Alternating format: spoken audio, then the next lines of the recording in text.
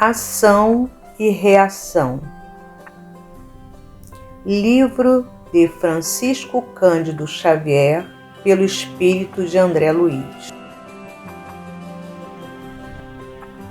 Resumo do livro.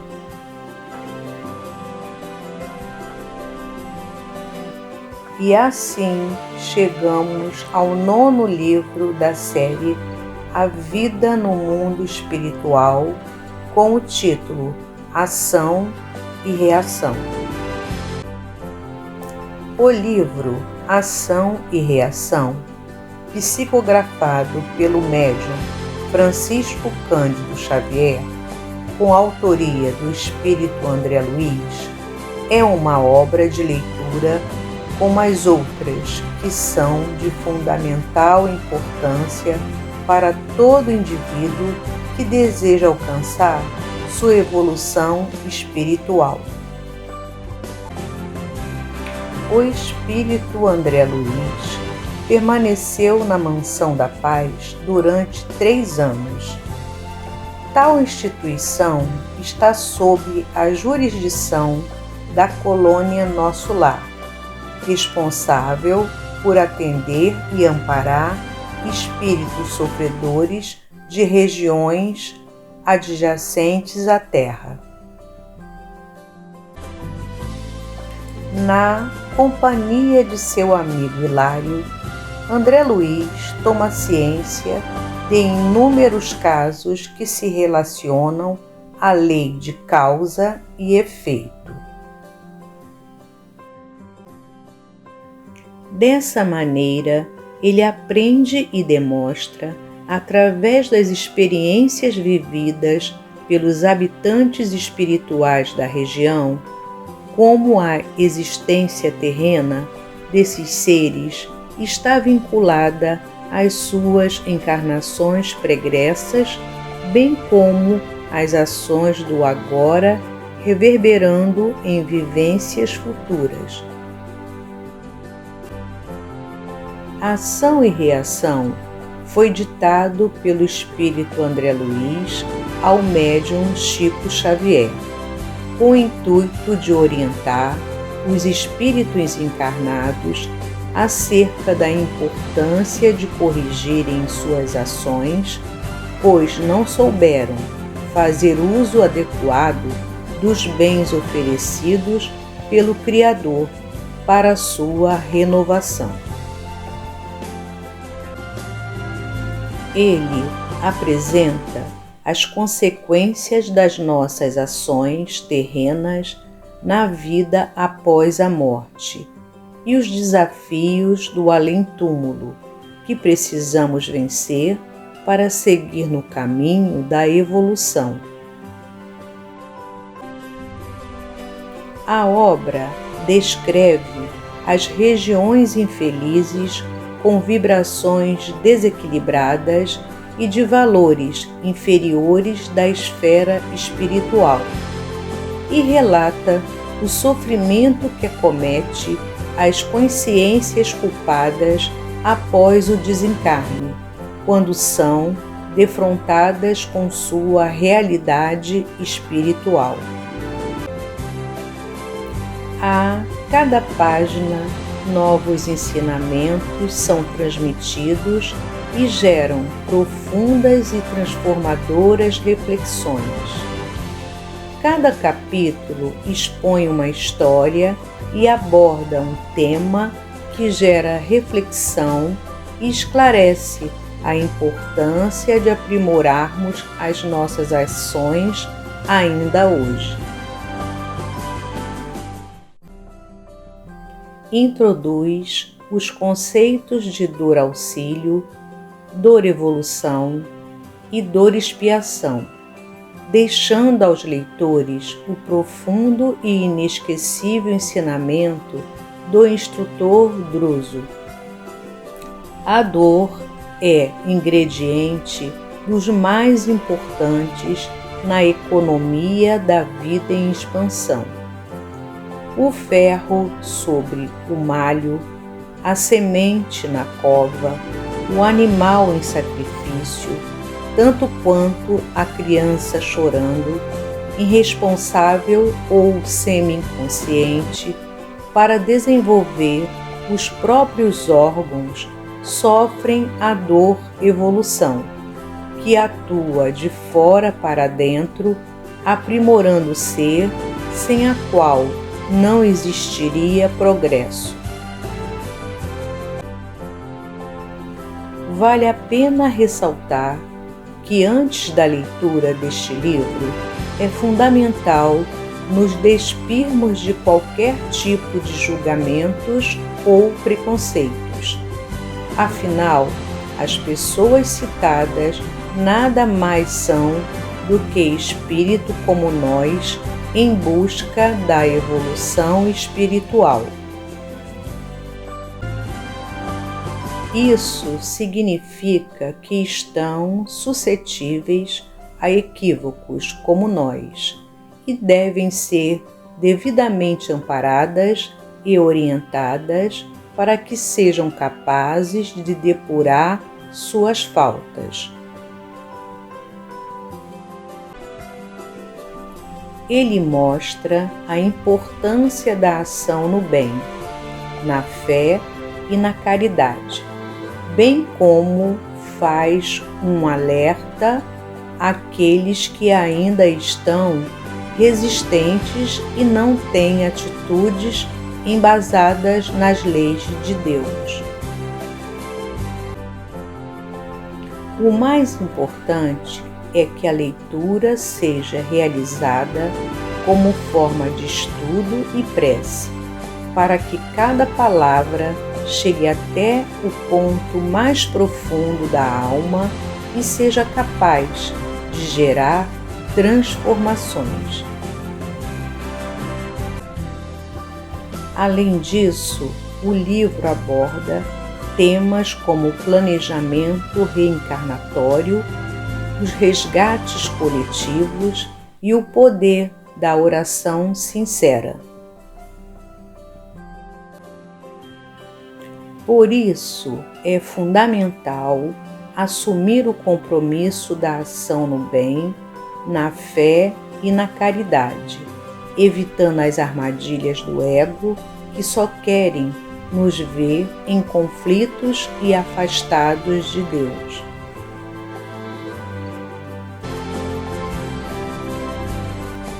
Prefácio. Ante o cenário. No dia 18 de abril de 1957, a codificação kardeciana, sob a égide do Cristo de Deus, celebrará o seu primeiro centenário de valiosos serviços à humanidade terrestre, um século de trabalho de renovação e de luz. Para contribuir nas homenagens ao memorável acontecimento, gravou André Luiz as páginas deste livro.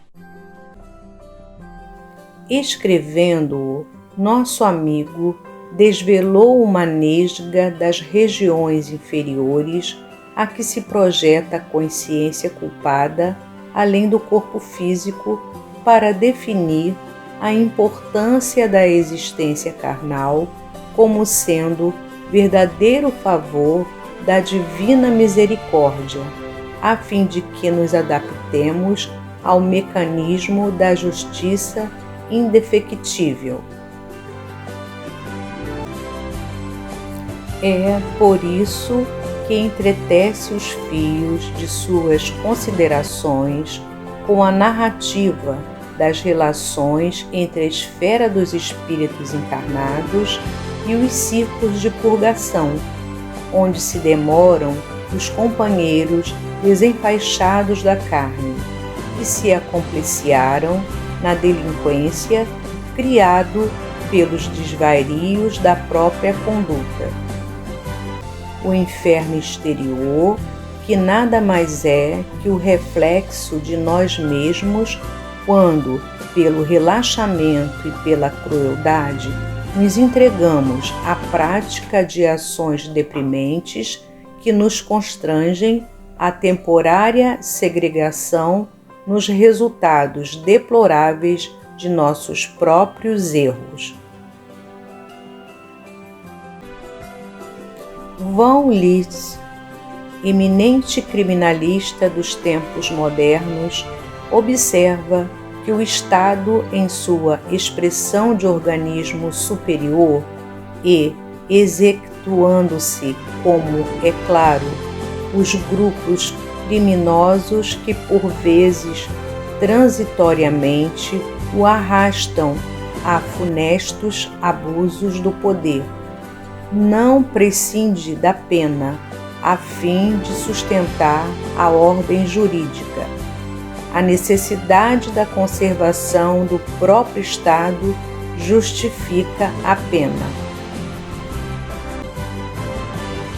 Com essa conclusão, apagam-se quase que totalmente as antigas controvérsias entre as teorias de direito penal, de vez que, nesse ou naquele clima de arregimentação política, a tendência a punir é congenial ao homem, comum em fase da necessidade de manter a intangibilidade da ordem no plano coletivo.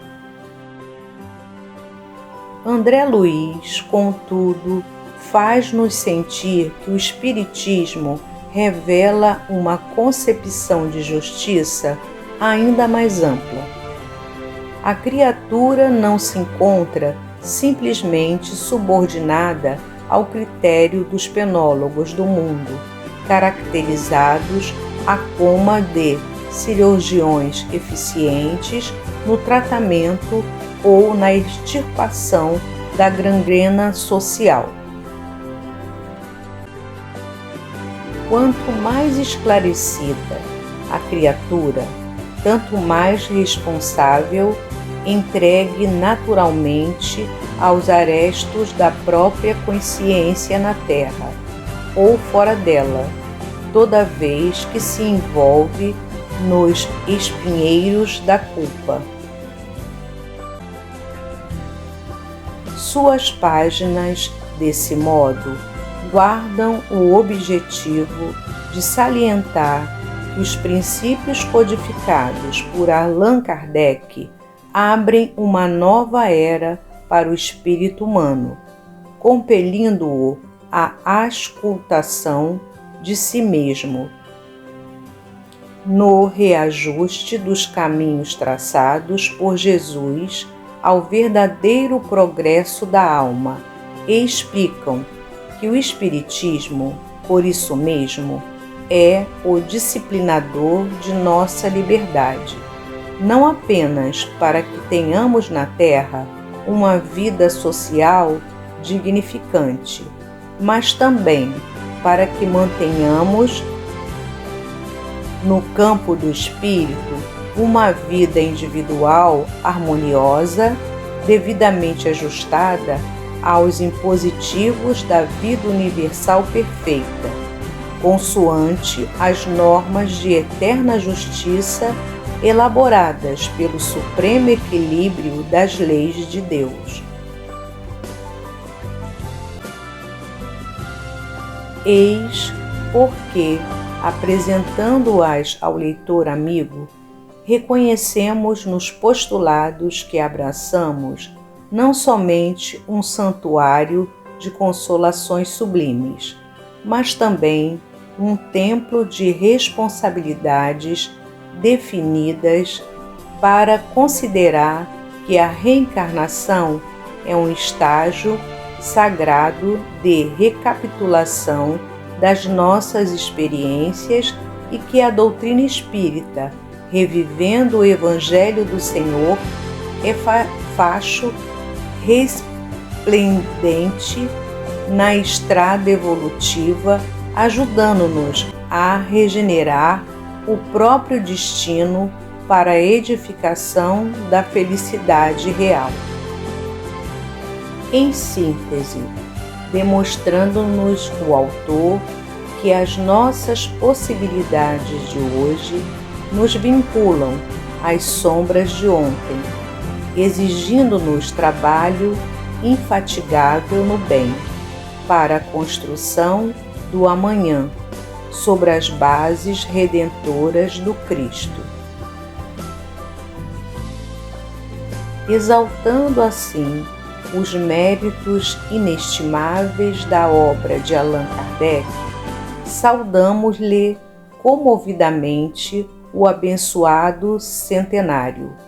Emmanuel, Pedro Leopoldo, 1º de janeiro de 1957. Capítulo 1. Luz nas sombras. André Luiz e Hilário vão à Mansão da Paz no Umbral para aprendizados ou complementações referentes à lei de causa e efeito. Assistem a uma conferência na qual são descritas as várias concepções das antigas civilizações sobre a vida além-túmulo, com resultantes respectivamente boas ou más, sob o império implacável da justiça segundo as ações de cada um. É explicitado o karma dos hindus, leis de causa e efeito. No exterior da Mansão da Paz, uma ventania ululante movimentava no ar uma substância escura, qual lama auriforme, dentro da qual rostos humanos surgiam com lamentos de horror. Eram criaturas cruéis que, segundo o instrutor Druso, odeiam e aniquilam, mordem e ferem. Tais criaturas não podiam ser abrigadas, pois aniquilariam selvagemente seus eventuais acolhedores. Algumas vivem ali por séculos. Nota: não é a primeira vez que vemos situação similar nas obras de André Luiz. Com efeito, já a partir de Nosso Lar, capítulo 28, Vampiros, há casos de espíritos extremamente fixados no erro, violentos e impenitentes, que não podem ser admitidos nas instituições espirituais socorristas, pois colocariam em risco o equilíbrio delas. Não se diga que isso é falta de caridade. Na verdade, trata-se de prudência. O capítulo leciona que ao criminoso não bastam sofrimentos e purgações em regiões infernais, sob revolta e inconformismo, mas sim a cessação da febre de loucura e de rebelião, com o culpado entregando-se ao remorso e à penitência. Naquele tormentoso clima, vivem as almas sob condições infernais que elas próprias criaram, até que despertem para o bem. Em suma, todos aqueles conflitos e angústias servem para depurar os que se consagraram à deliberada criminalidade. Por permissão do Senhor, ali as atividades do mal, de forma direta, fustigando os maus, proporcionam que eles se curem com o próprio mal.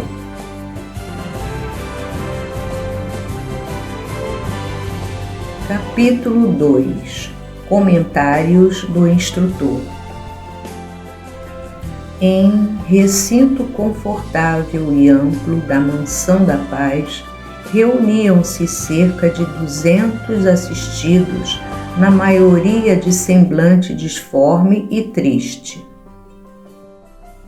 O capítulo contém numerosos ensinamentos sobre o bom ânimo e a construção individual do destino, quando cada um de nós estagia ora no plano físico, ora no plano espiritual.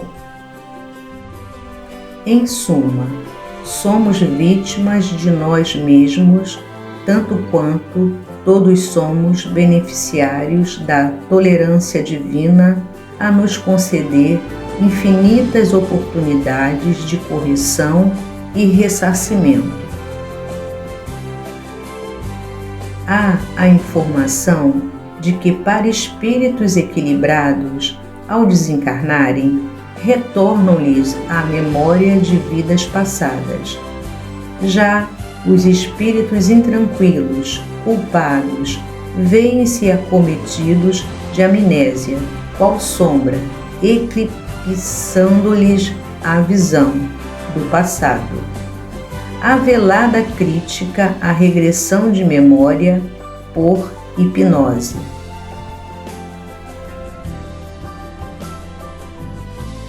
Capítulo 3. A intervenção na memória. A intervenção na memória, loucura por telepatia, reencarnações em conexão com planos infernais.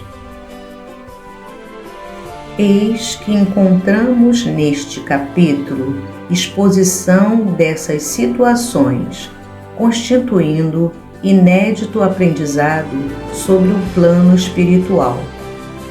Instrutores espirituais do cenáculo da mansão agem como autoridades intermediárias nos processos reencarnatórios, que são decididos por mensageiros da luz, instância superior. Fato assombroso. Espíritos trevosos, munidos de canhões de bombardeio eletrônico, atacam a instituição Mansão da Paz, que possui defesas eficientes. Capítulo 4. Alguns recém-desencarnados. Equipes socorristas da Mansão da Paz atendem recém-desencarnados em desequilíbrio mental, mas credores de imediata assistência. Há várias narrações de recém-libertos da matéria e que só agora se mostram grandemente arrependidos. Um desses dolorosos casos de grande impacto emocional mostra a ingratidão filial e, em contraposição, o sublime amor maternal que a tudo perdoa. O capítulo leciona que as sombras da consciência só desaparecerão da alma do devedor com o suor do trabalho ou sob o pranto da expiação. Vemos também como a literatura perniciosa que descreve figuras demoníacas pode impressionar espíritos frágeis, que os ideoplasmam, passando a conviver grandes tormentos com essas formas pensamento auto-edificadas. Há proveitosa explanação sobre como as energias mentais exteriorizadas por cada espírito, na forma de pensamento, por exemplo, sempre retornam à origem, intensificadas pelos elementos, bons ou maus, que com elas se harmonizam. Capítulo 5 – Almas enfermiças. Uma caminhada pelos arredores da Mansão da Paz, pelas regiões das sombras densas, mostra compacta multidão de almas em reajuste, conturbadas e sofredoras, soluçando, gritando e blasfemando. Esses infelizes espíritos são prisioneiros de si mesmos. Só conseguirão ser amparados quando superarem a crise de perturbação ou de angústia na qual mergulharam, o que pode perdurar por dias, meses ou anos. Cães enormes prestam relevantes serviços naquela área trevosa. Espíritos desencarnados, tanto quanto encarnados, vivem cercados de energia que se irradiam, impressionando o olfato daqueles que estejam próximos, de modo agradável ou desagradável. 3 espíritos são mantidos em celas individuais, tendo cada um por companhia apenas e tão somente, permanentemente, as escabrosas formas pensamento que criaram, reflexo de sua equivocada vida terrena. Só poderão ser amparados quando modificarem sua tela mental.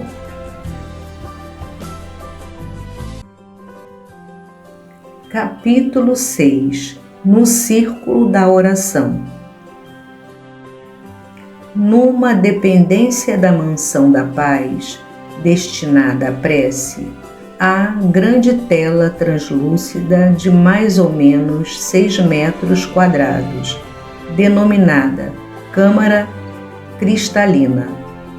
Ouvimos então, comovente, quanto sublime prece, enfatizando a excelsitude do perdão, mesmo para os espíritos de suprema perversidade.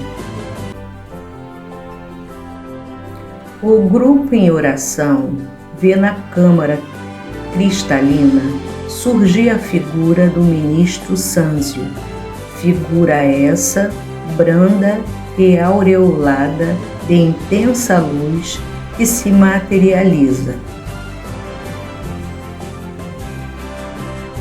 O capítulo se reveste de capital importância para o entendimento de como o plano espiritual reúne espíritos reciprocamente faltosos numa mesma família, a fim de que também, em conjunto, agora reparem arestas, refaçam o que também juntos no passado destruíram.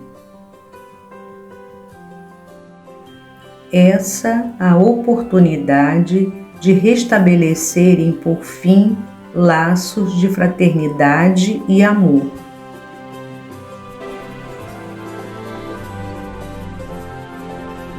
Capítulo 7 – Conversação Preciosa. O ministro Sâncio considera-se funcionário humilde dos abismos e reflete sobre a dor e sobre os espíritos mergulhados há séculos nos despenhadeiros infernais. Nenhum deles jamais foi esquecido pela divina bondade, afirma. Nota: André Luiz, de forma enigmática, deixa no ar que o ministro Sâncio, em algum lugar, um dia, já o conhecera. Mas o capítulo é forte na descrição do karma, designado como conta do destino criada por nós mesmos. Contas essas, de todos nós, sob controle universal do sistema de contabilidade da justiça inalienável da casa de Deus. Gênios celestes são prepostos a administrar o amplo amor divino, concedendo empréstimos, moratórias e recursos extraordinários a todos os espíritos encarnados ou desencarnados, segundo o merecimento de cada um. Tudo o que há no mundo, rigorosamente tudo, pertence a Deus, que empresta ao homem para que este efetue sua sublimação em conhecimento e virtude. E desses empréstimos, todos teremos que prestar contas ante o juiz inexorável da morte. Definindo o bem e o mal. O bem é o progresso e a felicidade, a segurança e a justiça. O mal é a triste vocação de bem unicamente para nós mesmos, egoísmo.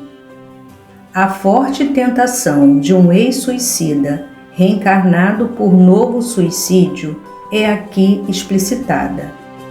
Há dívidas que só serão resgatadas através de várias reencarnações.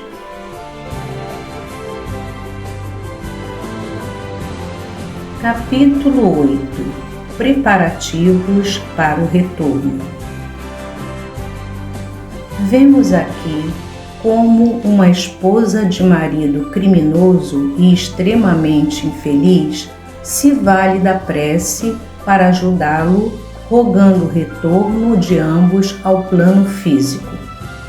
A fixação no outro leva os espíritos à perda da razão, os quais, no plano espiritual, passam a apresentar aspectos horripilantes.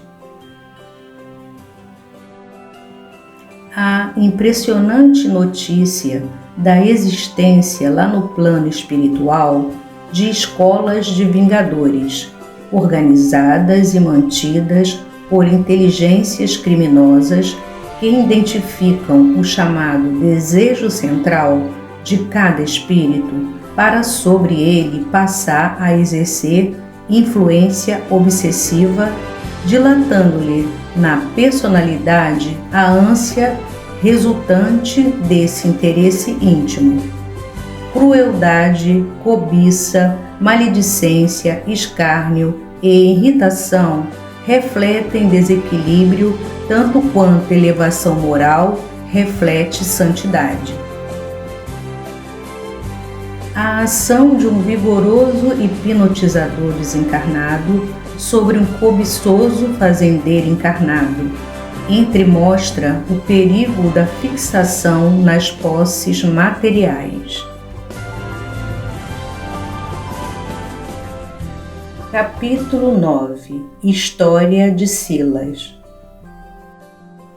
O capítulo é comovente.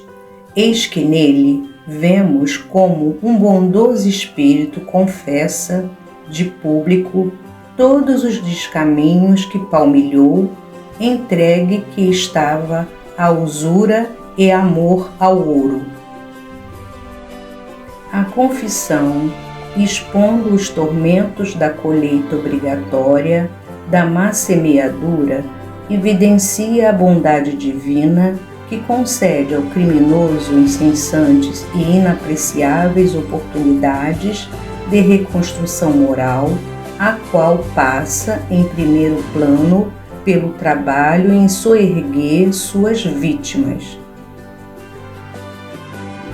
A reflexão de que má ação de 1 minuto por vezes demanda enorme tempo para o devido reajuste e refazimento, e moldura o ensinamento sobre a ação do mal, que pode ser rápida, mas que ninguém sabe quanto tempo exigirá o serviço da reação.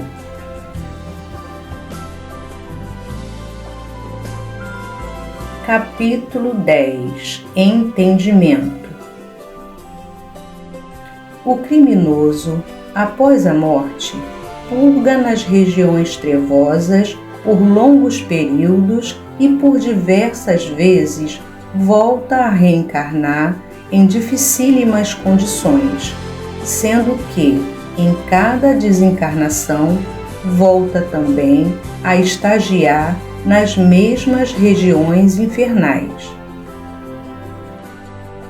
Cada reencarnação, nesse caso, constitui bênção pelo ouvido temporário da sua triste biografia.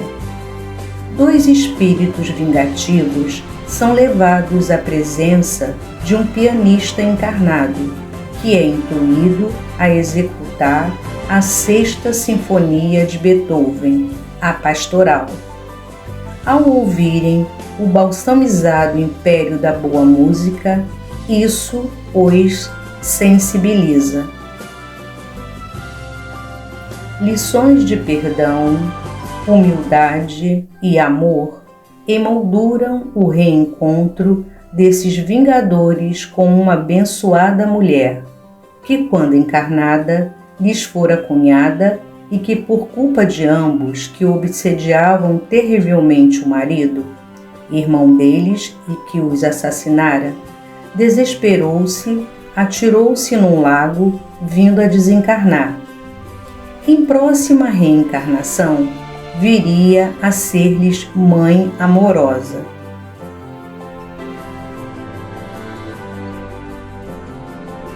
Capítulo 11 – O Templo e o Parlatório. No templo da mansão, uma cruz informa e recorda a todos os que ali vão orar que Jesus está presente. Nichos aparentemente vazios proporcionam a cada espírito eleger diante de qual fará suas preces, segundo a fé que abraça. Vê-se ali como o ser humano ainda carece de símbolos, mas vê-se também como os poderes divinos, diante da fé sincera, proporcionam amorosa veneração. Assimilando a faixa mental dos espíritos em oração, foi dado ver nos nichos as belas imagens que suas mentes formavam, bem como ouvir o que diziam, seus rogos e esperanças, expressando-se com respeito e fé. Nota: é explicado como um espírito protetor, no caso o Dr. Bezerra de Menezes, atende a dezenas de súplicas simultaneamente. Centenas de espíritos estudiosos e benevolentes obedecem-lhe as diretrizes nas lavouras do bem, nas quais opera ele em nome do Cristo. Já do lado de fora do templo, outro era o clima. Ali era o parlatório da mansão, onde grandes fileiras de almas sinceras e sofredores, em desespero, oravam também, mas aos gritos e com rogativas ardentes e apelos desenfreados. Capítulo 12 – Dívida agravada. Espíritos com sentimentos tigrinos não podem serem acolhidos em ambientes onde reina a paz, no caso, o templo da mansão, pois não resistiriam ao impacto da claridade dominante, dosada em teor eletromagnético, ajustada à segurança daquela casa de oração. Só com sinceridade nas rogativas e ausência de revolta na alma é que o acesso se torna livre. Isso caracteriza que o socorro espiritual está sempre de braços abertos à provação e ao sofrimento, mas não à rebeldia e ao desespero. Ao apelo de uma mãe, acontece um sublime atendimento espiritual à filha, evitando o suicídio desta. O capítulo se reporta ao fato de um devedor cometer as mesmas falhas, agravando seu débito perante a justiça divina.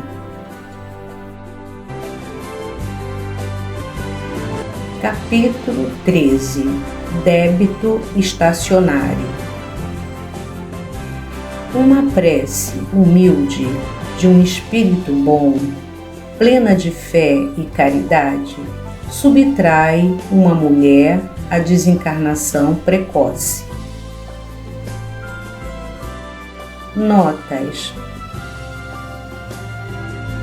Salvo melhor juízo, a forma como se processa esse sublime atendimento lembra em parte a apometria, sistema de atendimento espiritual a paciente encarnado em reunião mediúnica,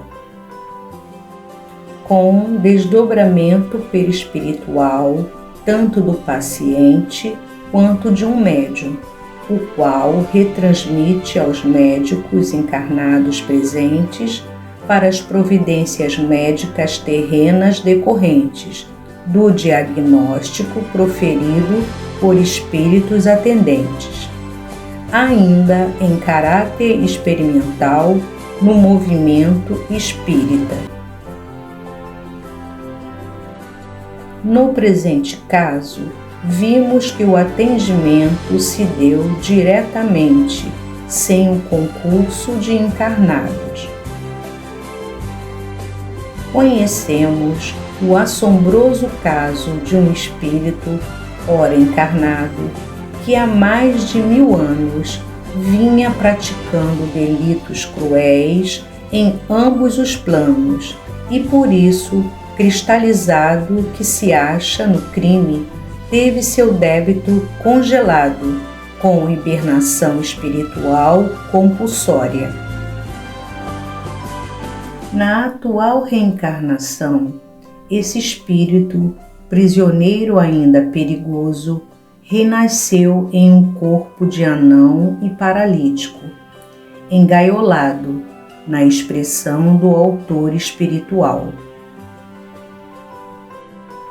Essa forma proporciona-lhe ocultação provisória, tornando-o incomunicável e irreconhecível, não só às numerosas vítimas buscando vingança, como suas ligações nos planos infernais. Na Terra ou no espaço, reconhecível, provocaria perturbações e tumultos de consequências imprevisíveis. Este é um dos mais importantes esclarecimentos inéditos trazidos por André Luiz.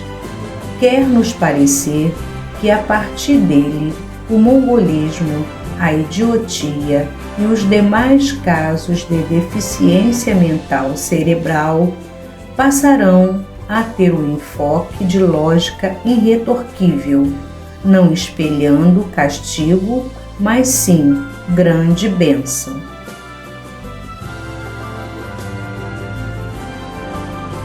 Capítulo 14. Resgate interrompido. Um marido infiel torna-se rancoroso com a esposa e um filhinho, ao tempo que mantém amor paternal por 2 filhas. Tresloucado, intenta assassinar a esposa para poder entregar-se por inteiro à paixão infeliz.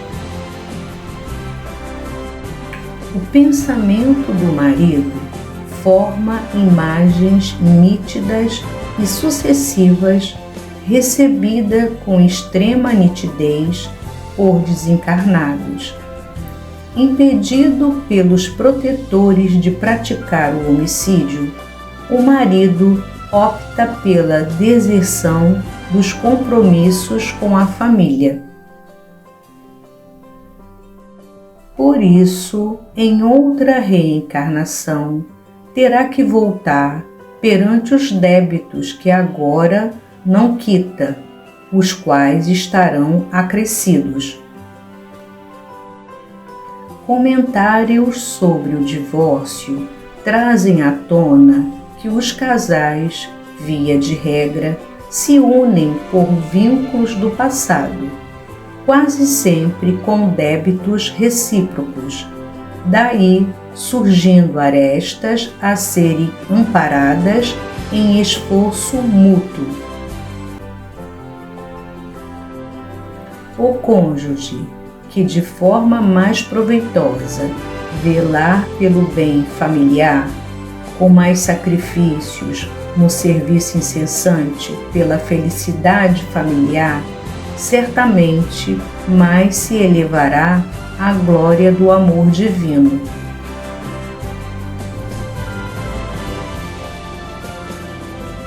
Capítulo 15. Anotações oportunas.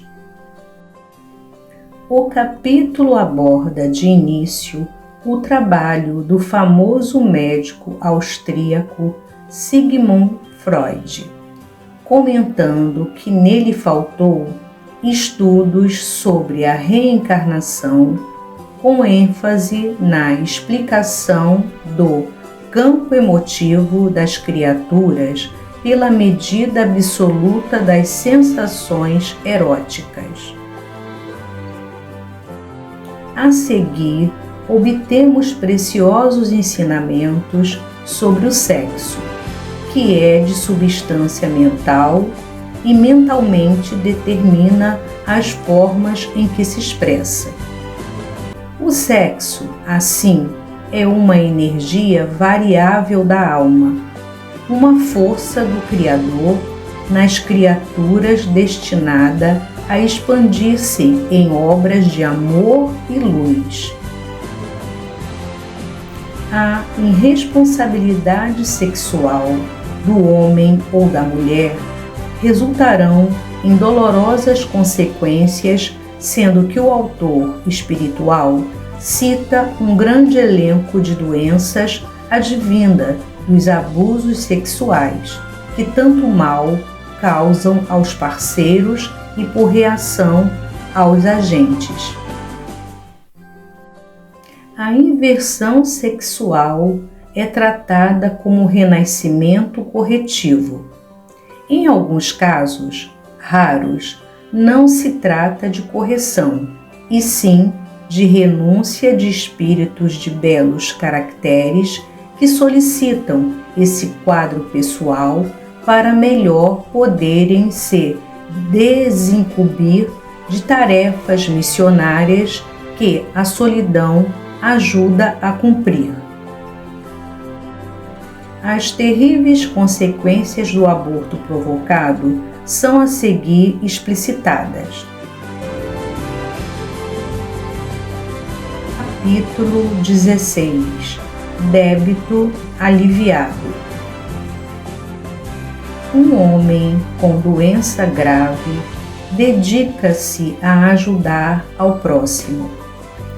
No desdobramento do sono, é atendido por 2 médicos espirituais. O capítulo, mostrando esse comportamento heróico e fraterno, expõe como um débito do passado se alivia. Esse homem fraternal, no passado, cometeu grave crime contra o pai e, após sofrer horrível perseguição paterna, obsessiva vingativa, reencarna e logo se vê órfão para aprender a valorizar a bênção de ter pai. É de sublime poesia a inefável maneira de como um espírito encarnado, afetado por cruel enfermidade, administra sua existência, recebendo com amor paternal filhos enjeitados que em vida pretérita ele desencaminhara. Capítulo 17. Dívida expirante. Também neste capítulo é citado o caso de um enfermo grave que na atual reencarnação ressarce seu pesado débito, suportando com humildade e paciência os golpes reparadores, consegue conquistar a felicidade de encerrar citado débito em definitivo. Transcrevemos a lição. Quando a nossa dor não gera novas dores e nossa aflição não cria aflições naqueles que nos rodeiam, nossa dívida está em processo de encerramento.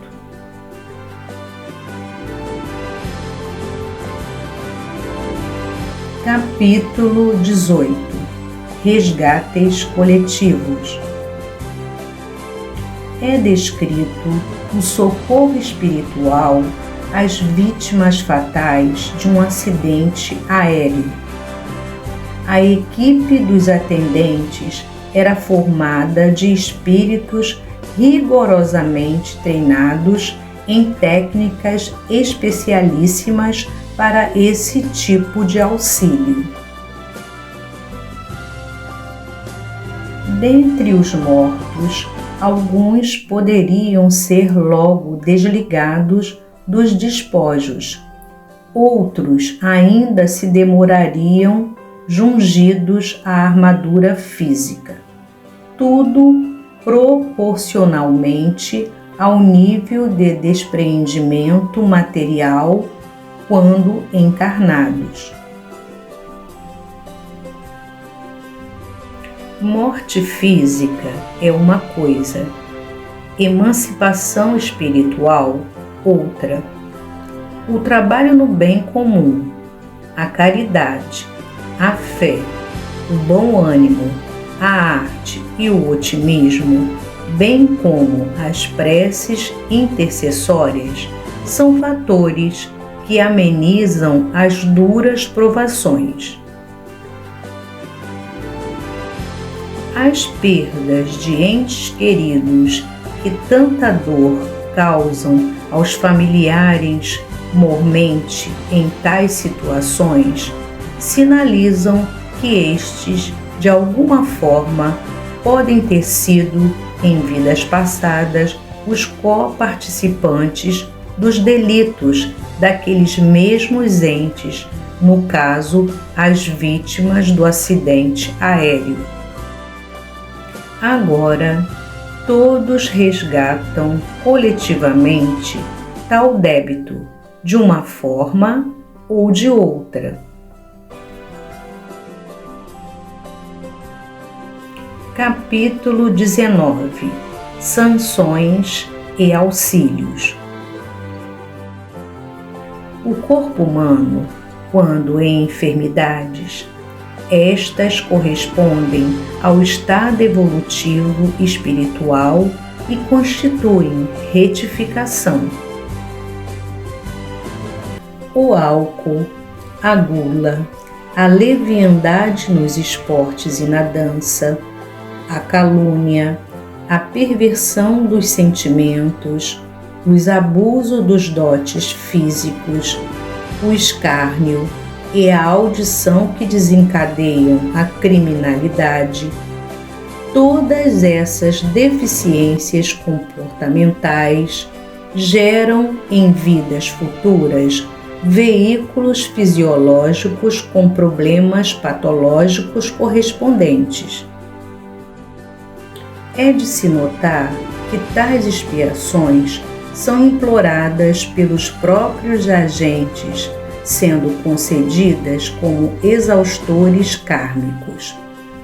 Eis algumas dessas solicitações: câncer, lepra, lesões genésicas, paralisias, reumatismos, neoplasmas, mudez, surdez, cegueira, inibições cerebrais, diabetes, epilepsia e etc.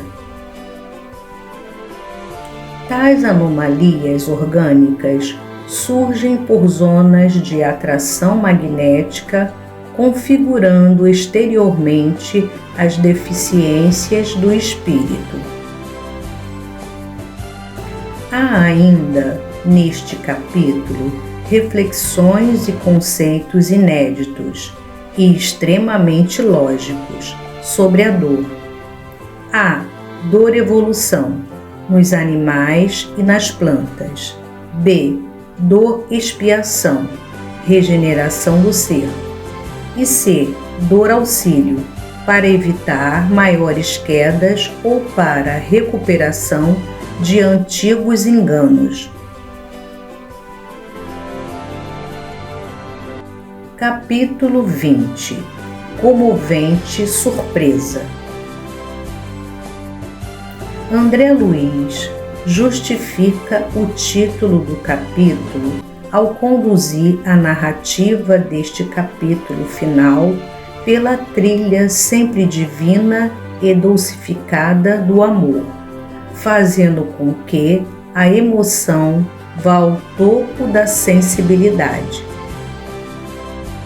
De propósito, silenciamos quanto aos detalhes, deixando que cada leitor brinde seu coração com a sublime lição que dali emerge, com impacto.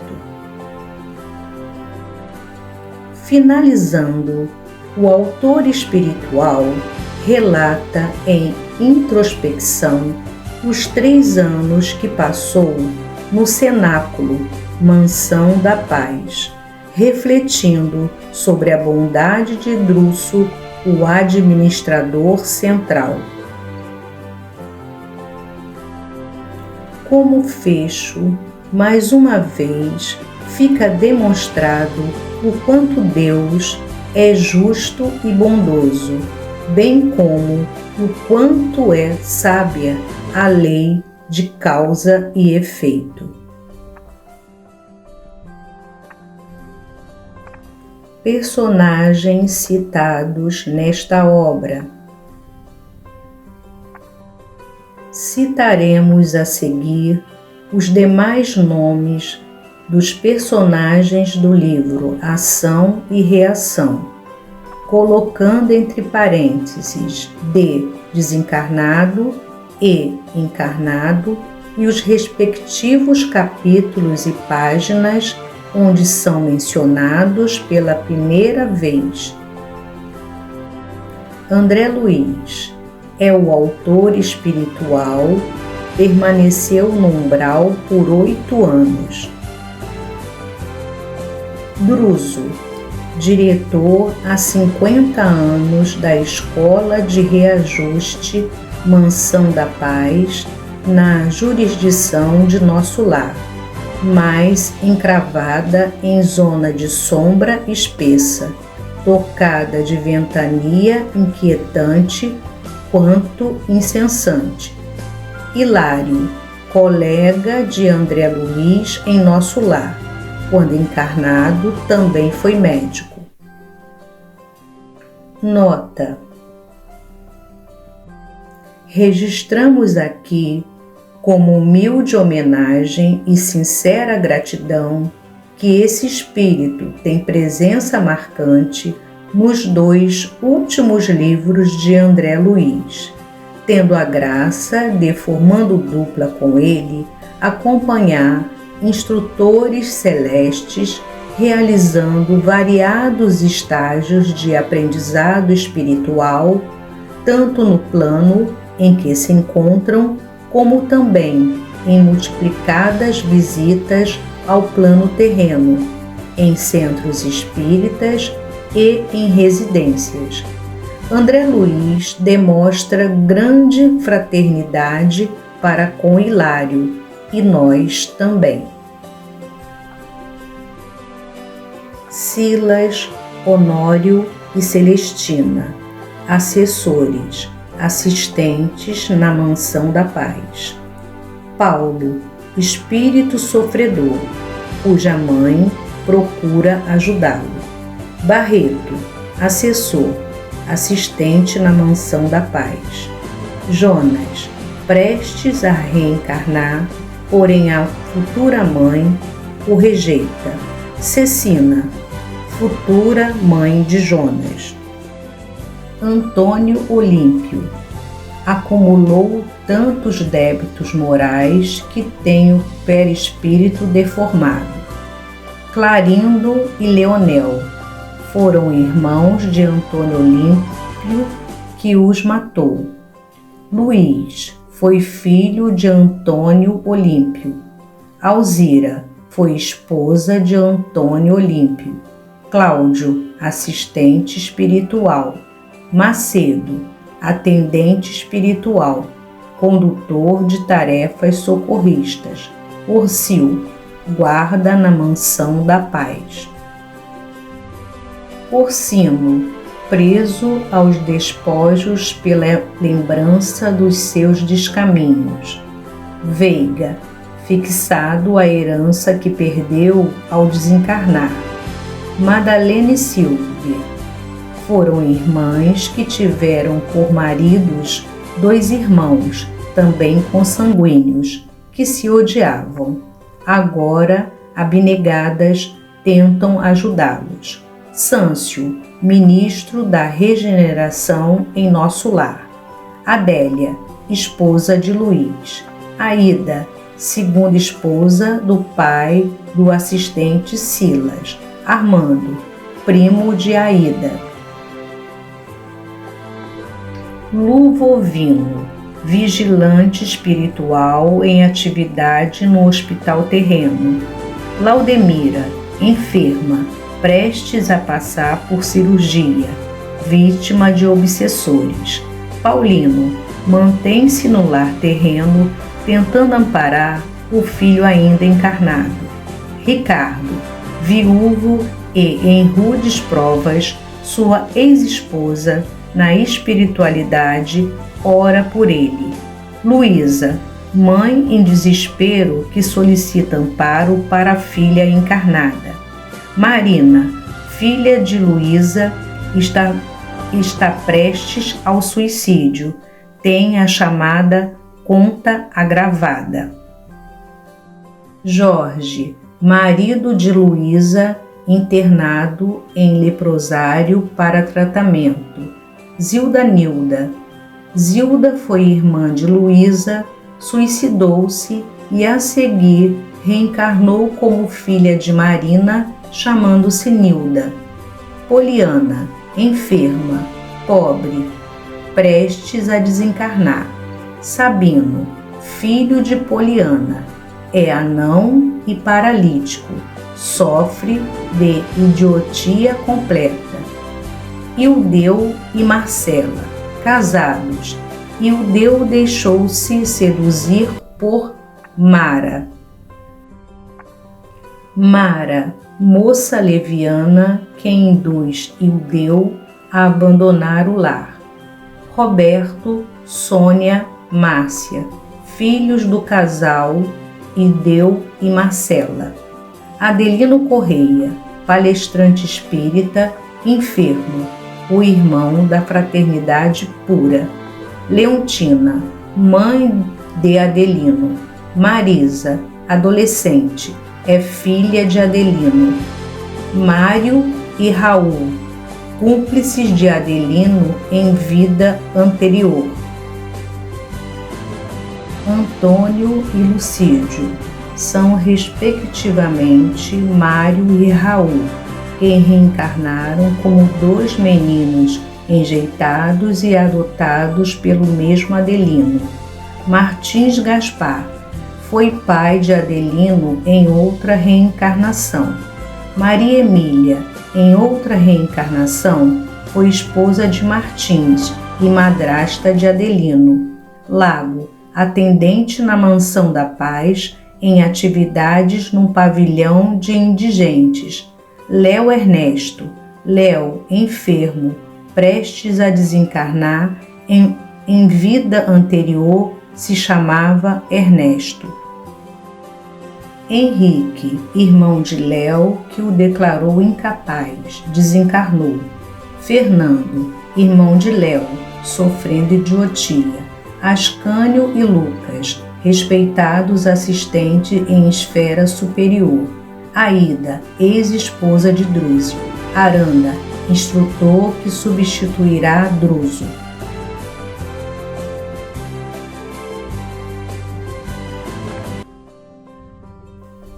A obra Ação e Reação, ditada pelo espírito André Luiz e psicografada pelo médium Francisco Cândido Xavier, é capaz de transformar vidas.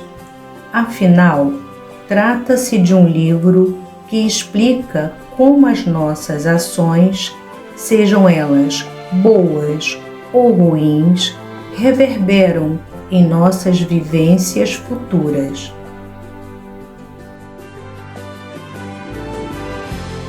Francisco Cândido Xavier. Nascestes no lar que precisavas, vestistes o corpo físico que merecia. Mora onde melhor Deus te proporcionou de acordo com teu adiantamento. Possui os recursos financeiros coerentes com as tuas necessidades, nem mais nem menos, o justo para tuas lutas terrenas.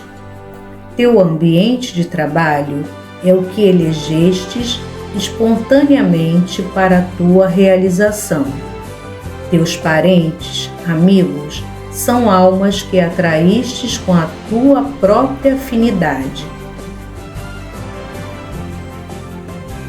Portanto, teu destino estás constantemente sob teu controle. Tu escolhes, recolhes, eleges, atrai, busca, expulsas, modificas tudo aquilo que te rodeia a existência.